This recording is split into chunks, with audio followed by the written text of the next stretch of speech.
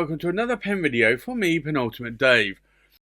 So I have here another pen for review, and this is an interesting pen. It's a pen that I do have on loan from John at stjohnspens.com. I'd like to thank John for the loan of this pen. It will be going back to John very shortly. If not, it may have already gone back to John. So if you are looking, you like the look of this pen, then do reach out to John at stjohnspens.com or St John's Pens on Instagram. So this is an interesting pen. I've not seen this one before. It is, you'll see here, it says Pineider or Pineider, and this says made in Italy. Now, you'll see here on the cap finial, it has the Pineider logo there. It has an interesting clip here.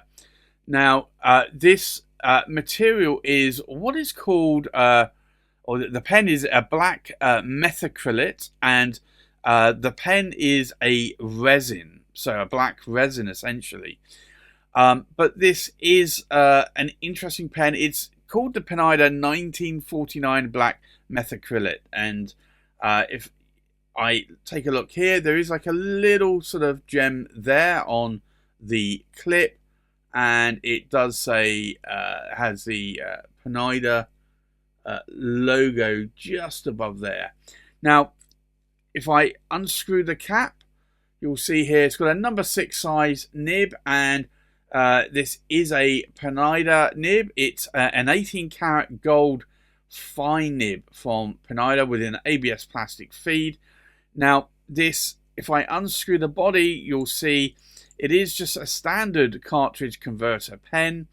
I do like cartridge converters for a number of reasons, partly because they are easy to fill, but also because they are easy to clean as well. Now, this is actually quite a lengthy pen in my hand. Can I post the cap? I can, and it will actually post very deeply and very securely. A little bit, though, back-weighted, I would say. I'm not a person that would normally post my caps, but I think I would struggle to write with this pen because it is a little bit back-weighted.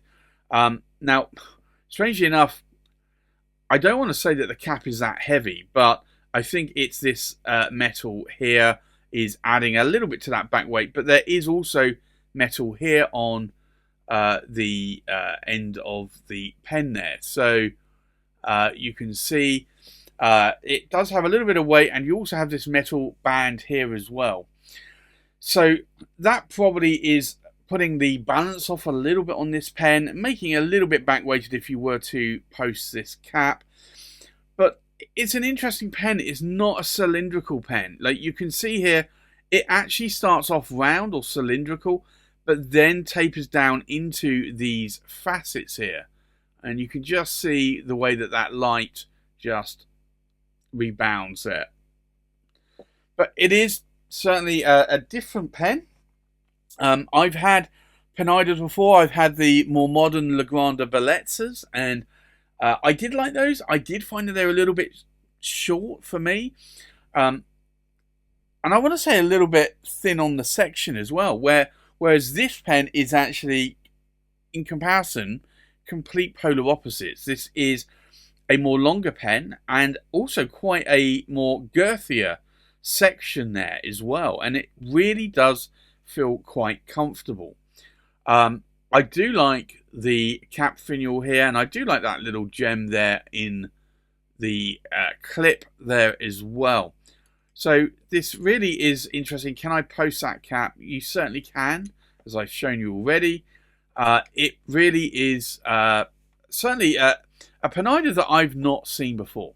So I think with that, let's do a size check, we'll do a weight check, we'll do a pen comparison, then we'll do a writing sample. So the full length of the pen, we are looking at about 145 millimeters in length. The length of the cap, we are looking at 65 millimeters in length. And the pen is going to roll, so I'm going to need to stop this. Even though it's got facets on the end, they are not touching the desk there. So the full length of the pen, we are looking at about 135 millimeters in length. So like I said, this is actually quite a maybe not a long pen, but it's certainly an oversized pen. So I think with that, let's do a weight check.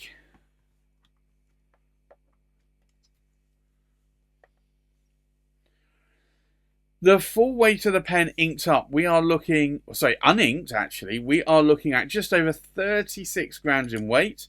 The weight of the cap, we are looking at just over 17 grams. So I did say that that cap did feel a little bit weighty.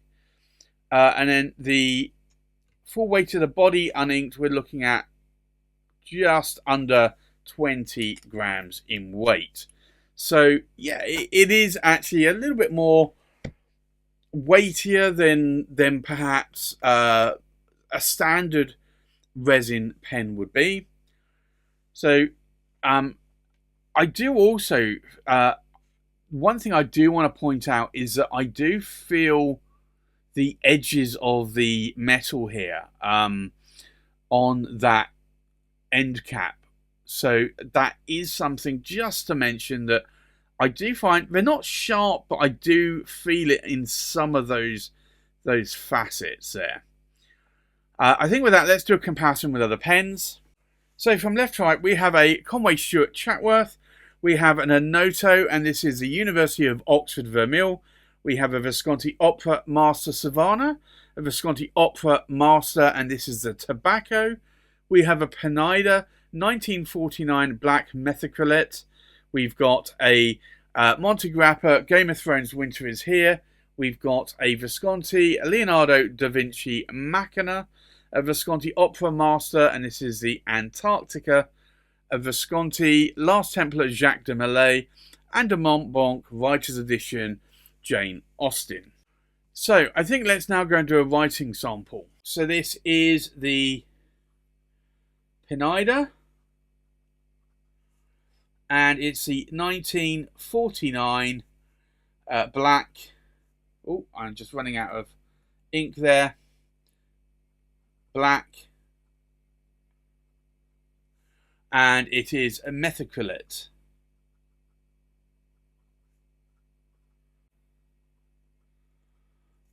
Now, the ink in here today is Diamine, and it is Earl Grey.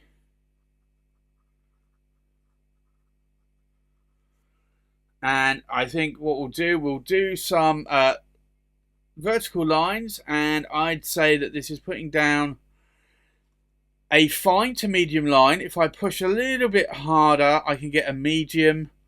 And if I do the figure of eights, you'll see here there is some decent line variation and some more line variations there. There's no hard starts or skips. In terms of ink wetness, let's take a look.